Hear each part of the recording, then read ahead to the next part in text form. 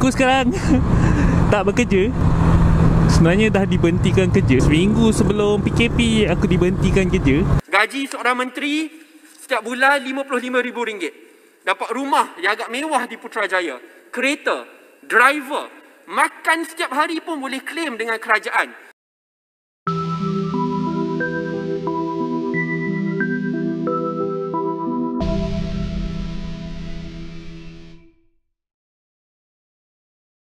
Aku sekarang tak bekerja. Sebenarnya dah diberhentikan kerja sebelum PKP. Seminggu sebelum PKP aku diberhentikan kerja. So masa lepas the next week aku nak cari kerja dah. PKP tak boleh cari kerja. Dan masa PKP pun apply job pun tak ada apa-apa respon. 3 bulan tu cari kerja. So sekarang ni aku dah start buat Grab. Grab Food, Grab Express, Grab apa-apa yang Grab lah. Sedikit pandangan lah ya. Menteri-menteri kita ada allowance parking ya, 5,700 kalau tak silap saya. Yang menghairankan kita ialah kenapa perlu allowance parking sedangkan kereta yang dibekalkan adalah kereta kerajaan, siap dengan pemandu. Kalau pergi ke mana majlis, siap ada parkingnya. Jadi kenapa kita nak bayar 5,700? Dan dikatakan dia termasuklah kepada mereka yang diberi jawatan duta khas ke duta apa bertaraf menteri, penasihat khas bertaraf menteri, maka akan dapat allowance tersebut bagi kepada publik. Dengan 5,700 tersebut, kita boleh lantik 4 orang office boy baru, ataupun kita boleh lebih kurang 2 orang doktor yang baru HO U41. Ini doktor-doktor ke kontrakkan, susah payah budak tu belajar. Jadi kita nak tanya kepada orang politik ni, you fikir poket you ke, tembolok you ke, ataupun you fikir tentang negara, tentang rakyat? Tak, saya pertahankan. Saya tak adalah nak kata nak provok apa, tak ada. Saya pertahankan jangan dia kacau untuk anak saya dulu. Itu saja. Kita kerja tak ada tuan. Mak kalau apa telefon ada, saya bertanggungjawab. Kalau tutup lagi nak berniaga kat mana? Apa kita nak makan? Rumah nak bayar. Orang nak berniaga dapat RM50. Ini yang nak sibukkan apa? Menteri sendiri cakap, niagalah warga kota. Jangan kacau yang jalan raya. Dia dah berniaga. Madi ada tu mana? Cakaplah apa? Kita bukan ada gaduh apa. Hari ni Kita kata Imam SM. Kalau katakan dia sibuk dengan orang ni, kalau misal kata terjadi apa-apa, saya tanggungjawab. Saya masuk lokap pun tak ada masalah. Demi saya pertahankan rezeki saya sini, anak-anak sini. Saya pun tak faham lah apa nak jadi dengan kita punya orang besar ni. Dengan YB ni, dengan para mufti kita ni. Bak bendera putih nak jadikan isu. Kenapa bak bendera putih kita nak jadikan tajuk untuk perbincangan kita? Kenapa bendera putih kita nak jadikan untuk berdebat? Untuk berhujah untuk apa? Adakah bendera putih itu menandakan orang itu telah keluar Islam?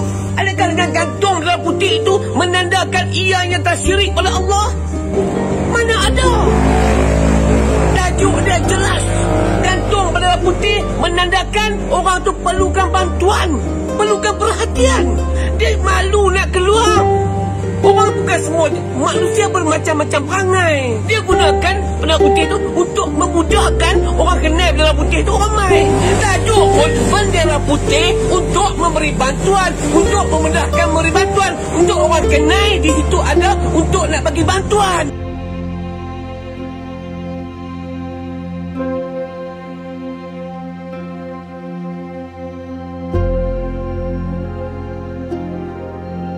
Ada tokoh korporat di luar sana, mereka lihat, oh mungkin gaji tidak begitu tinggi, setimpal jika nak bandingkan dengan gaji wakil-wakil rakyat di luar negara seperti di Singapura.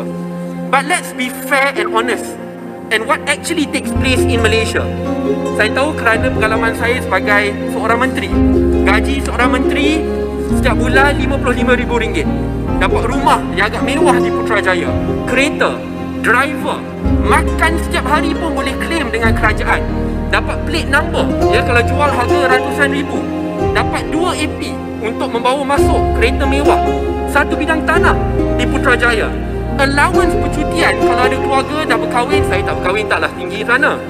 Dah berkahwin boleh melebihi 100 ke 200 ribu ringgit setiap tahun. Dan bukan itu saja, apabila diberhentikan, ya, dapat gratuiti ada yang sampai 1 ke 2 juta ringgit kerana dia tak tengok masa kamu berkhidmat sebagai seorang menteri tetapi dia ikut masa kamu berkhidmat sebagai seorang ahli parlimen. Maksudnya kalau kamu ahli parlimen 4 ke 5 penggal, walaupun berkhidmat sebagai menteri 1 hari pun, gratuiti itu telah pun melangkaui RM1 juta.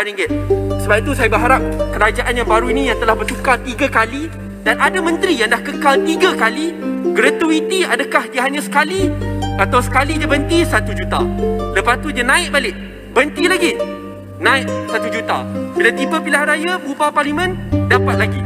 All of this must stop. Saya boleh bincangkan soal pension.